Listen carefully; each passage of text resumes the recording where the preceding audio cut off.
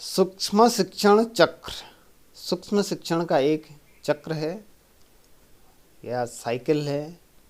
और इस तरह से हम देख सकते हैं यहाँ पर सबसे पहले पाठ्य योजना बनानी होती है, प्लानिंग करनी होती है। हमें क्या पढ़ाना है उसके बारे में नियम के अनुसार एक छोटा सा प्लान तैयार करना होता है और प्लान बनाने के लिए हिंट्स मिल जाती है पहले से ही या कुछ निर्देश दिए जाते हैं। उसके हिसाब से छोटा सा प्रारूप बनाया जाता है जो 5 मिनट के अंदर या 6 मिनट के अंदर पढ़ाया जा सके, क्योंकि छोटा सा प्लान होता है।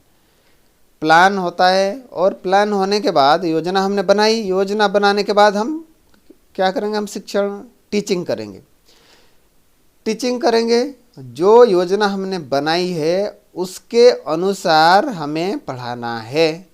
और जैसे कि हमें निर्देश प्राप्त हो चुके हैं सूक्ष्म शिक्षण में कैसे पढ़ाना है, और जैसे कि पहले भी मैं बता चुका हूँ, सुपरवाइज़र बैठे होते हैं तो उनका काम क्या है, आपके गुण दोषों को परखना और आपकी शिक्षण व्यवहार में सुधार करना है।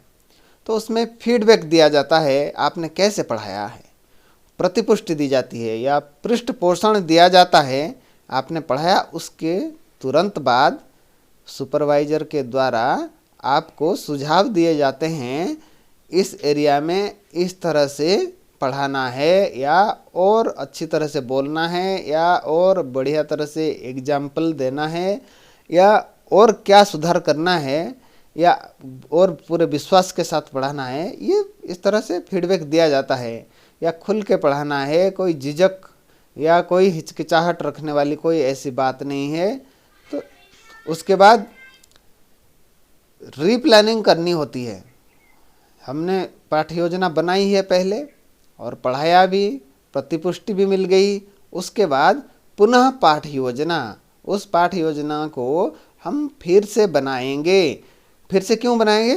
क्योंकि और अच्छी तरह से हमें पढ़ाना है, क्योंकि ये प्रक्रिया जारी रहेगी जब तक हमारा व्यवहार सुधार नहीं हो जाएगा। मतलब शिक्षण व्यवहार ये चक्र है, इस चक्र में चल रहे हैं हम। तो दोबारा से पाठ्य योजना बन गई, उसके बाद दोबारा हमें पढ़ाना है, रीटीचिंग दोबारा पढ़ाना है, उसी सब्जेक्ट मैटर को पढ़ाना है जो हम पहले पढ़ा चुके हैं, उसी को पढ़ाना है।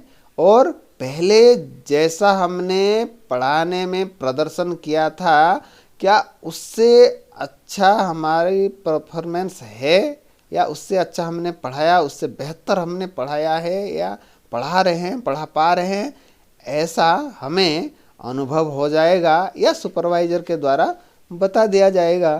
फिर उसके बाद सुपरवाइज़र का ही काम है रीफीडबैक।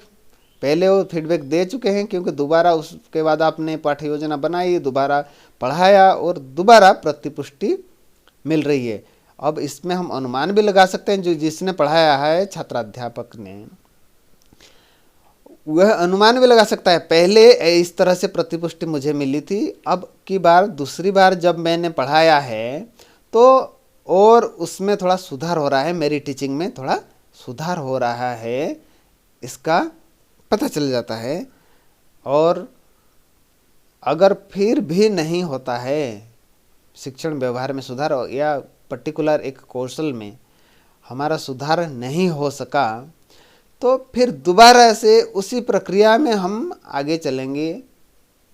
फिर से पाठ्य योजना बनाएंगे, फिर से हम पढ़ाएंगे, फिर से प्रतिपुष्टि मिलेगी, फिर से रीप्लानिंग होगी, फिर से रीटीचिंग होगी, फिर से पुनः प्रतिपुष्टि, रीफीडबैक। इसी तरह से काम चलता रहेगा जब तक हमारे किसी शिक्षण कौशल में हम दक्षता हासिल नहीं कर लेते हैं या उसमें थोड़ी सी प्रवीणता नहीं आ जाती है या उस कौशल का हम ठीक से प्रयोग नहीं कर पा रहे हैं क्लास में, तब हम इस साइकिल का ही अनुसरण करेंगे। ये माइक्रो टीचिंग का साइकिल है।